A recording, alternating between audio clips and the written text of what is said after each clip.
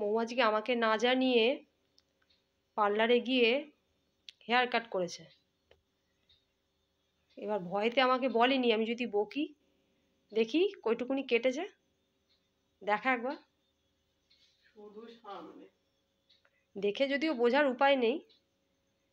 আমি একদিকে নিশ্চিন্ত যে আমাদের এখানে কোনো পার্লারে আমাদের চুল কাটবে না, আমরা কেউ চুল কাটতে গেলে আমাদের চুল কেটে দেয় না।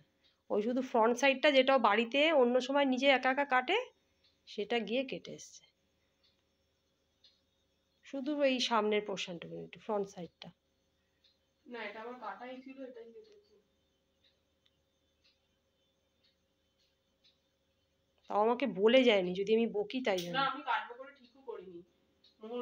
তারপরে ওর জেঠুর মেয়ে কাটতে গেছিল, তাকে দেখে ওর ইচ্ছা হয়েছে বোধহয়, ওই জন্য একটু কেটে নিই। নিই। আমাকে বলে কি তুই কাটবি না, ঠিকই তো বলছে, আমার কবে টাইম হবে, আমি তো আসবই সপ্তমীর দিন, তো এই কারণে গিয়ে কেটে এসেছি।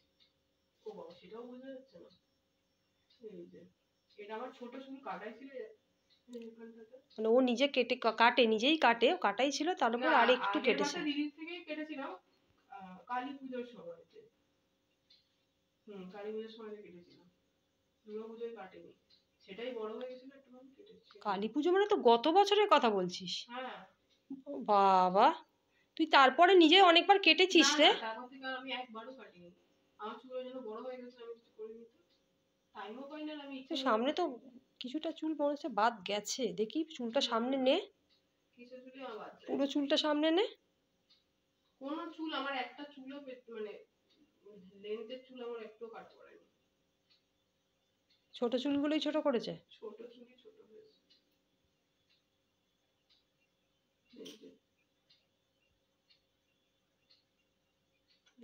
বুঝতে পারবে, দেখলেই বুঝতে পারবে আমার যা চুলের ইয়ে ছিল তাই আছে। পেছনে গোছটা দেখলে বুঝতে পারবো, দেখি সামনের দিকে নে।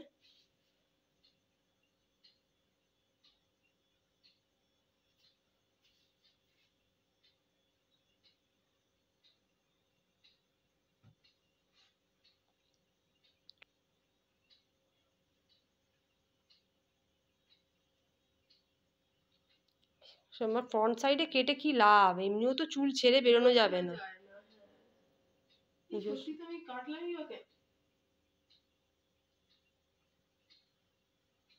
চুল তো ছেড়ে বেরোতে পারবি না, যাই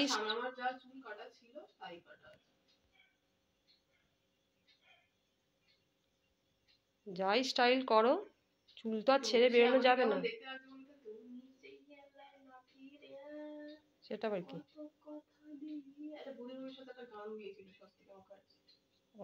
মানে অপেক্ষায় বসে বসে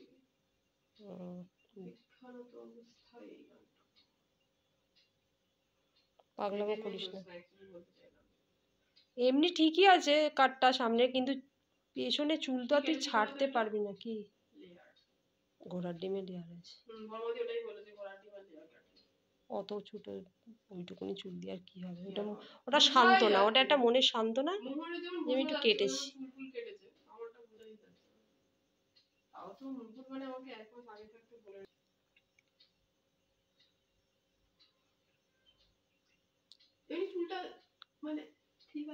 এইভাবে ছেড়ে বেরোবি রাস্তায় পুজোর সময়?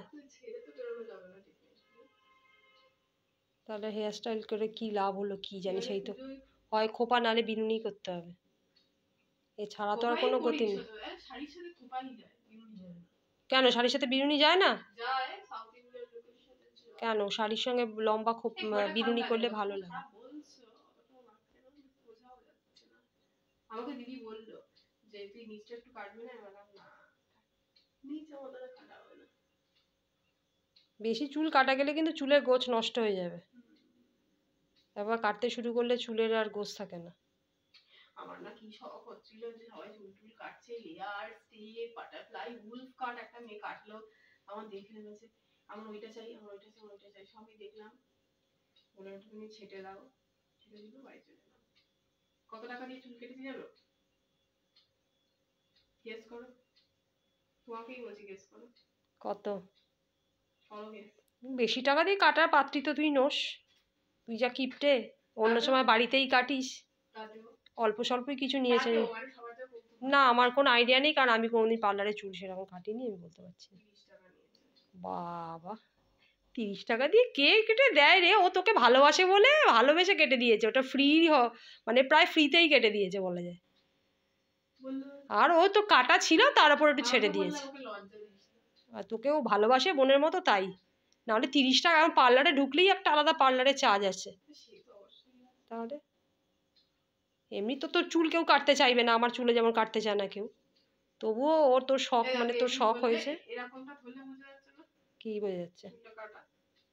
হ্যাঁ, ওই রকম কি ধরে রাস্তায় বেরোবি, লোককে কি করে না, বোঝাবি? আমি তোমাকে বোঝানোর জন্য বলছি, দেখো।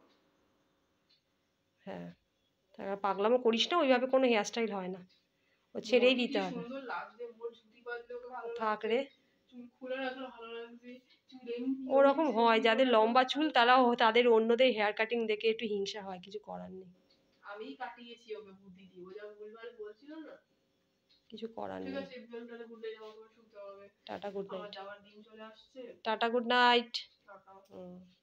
শুয়ে পড়। হুম। হুম,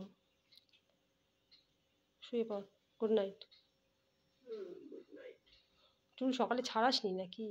আমি কাল শ্যাম্পু করবো। ও, ঠিক আছে। ড্যান্ড্রফের ওষুধটা দিয়ে দিলাম যাতে একটু স্ক্যাল্পটা ক্লিয়ার করে রাখে সারা রাত। ঠিক আছে, গুড নাইট, টাটা। টাটা। হুম, চুল ছেড়ে শুবি না ওরকম করে, এ মা, একটু সামনের দিকটা, উপরের দিকটা খোপা করে শুবি। যাচ্ছে। তা তো বেরোবেই। পাকাও বেরোতে পারবে। মোহন বলছে, মোহন আজ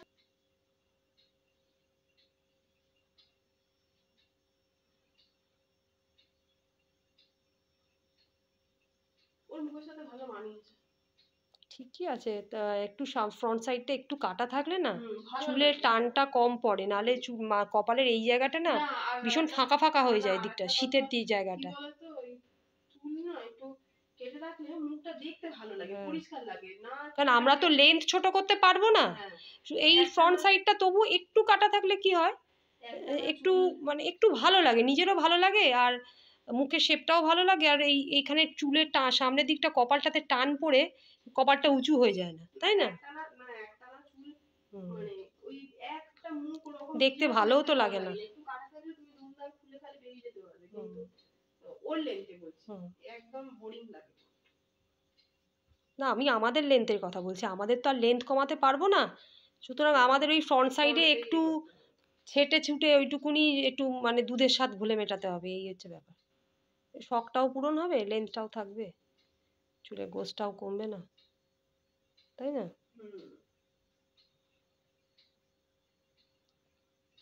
ঠিক আছে, চল, কালকে তাড়াতাড়ি উঠে শ্যাম্পু করিস, বেলা করিস না, ঠিক আছে? পাখাটা আগে চালাও। ওকে, গুড নাইট, টাটা। টাটা। হুম।